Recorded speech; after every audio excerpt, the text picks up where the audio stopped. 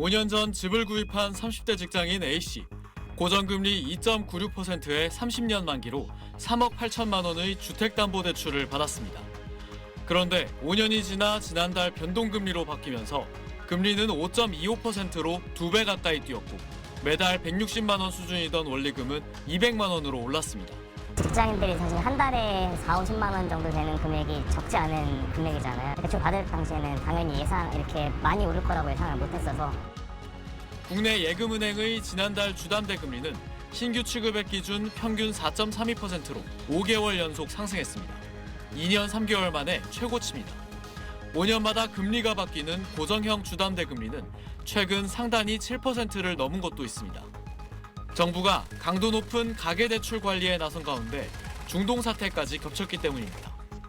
국제 유가가 급등하고 물가가 오를 것이란 전망에 기준금리 인하 가능성이 약해지면서 시장금리가 오르고 있는 겁니다. 주담대 금리의 주요 기준이 되는 은행채 5년물 금리는 지난 23일 4.1%로 2023년 12월 이후 2년여 만에 가장 높았습니다. 집값이 뛰던 2020년과 2021년 2%대 저금리에 영끌 대출을 받은 사람들은 변동금리를 적용받게 되면서 더 큰 상환 압박을 받게 됐습니다.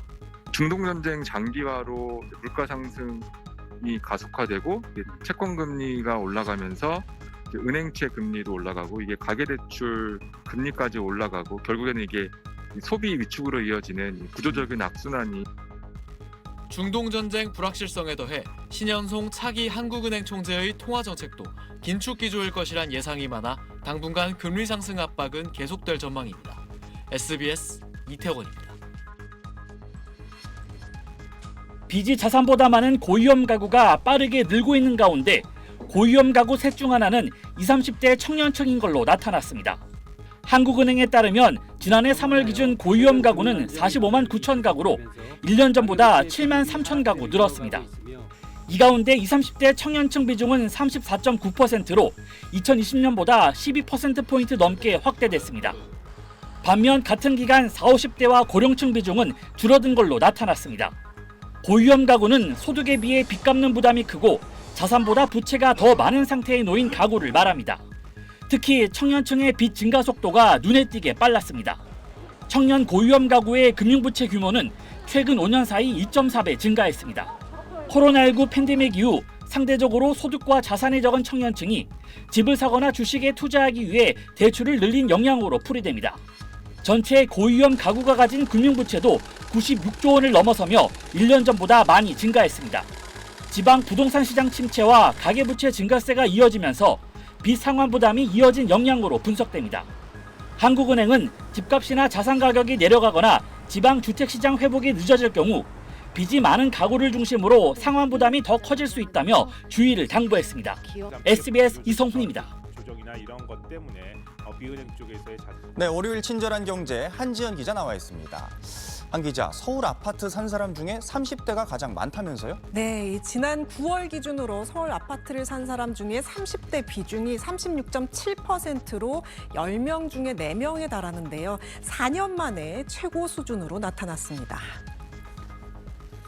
요즘 금리도 여전히 높고 대출 규제도 강해졌는데요. 그럼에도 이 30대가 다시 움직인 건 일반 대출보다 금리가 낮고 조건도 좀 더 유리한 생애 최초 주택 구입자, 신생아 특례 대출 같은 정부의 정책 대출이 영향을 줬기 때문입니다. 특히 대출 규제 이후에도 서울 아파트값 상승세가 계속되면서 지금 아니면 더 집 사기가 어려워질 것 같다며 서둘러 집을 사려는 30대의 패닉바잉 또는 영끌 수요가 늘었다는 분석입니다. 특히 직장 접근성이 좋고 가격이 비교적 낮은 지역에서 매수세가 강했습니다.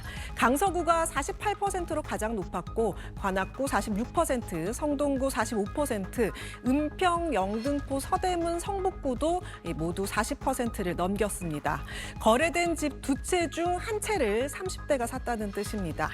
이 지역들은 대부분 11호 대책 이전까지 토지거래 허가구역이 아니어서 전세를 낀 갭 투자가 가능했던 곳이기도 한데요. 정책 자금과 갭 투자 수요가 겹쳐진 결과로 보입니다. 전문가들은 11호 대책으로 이 규제 지역이 확대되면서 정책 자금 활용이 가능한 30대 매수 비중은 더 높아질 것으로 보고 있습니다.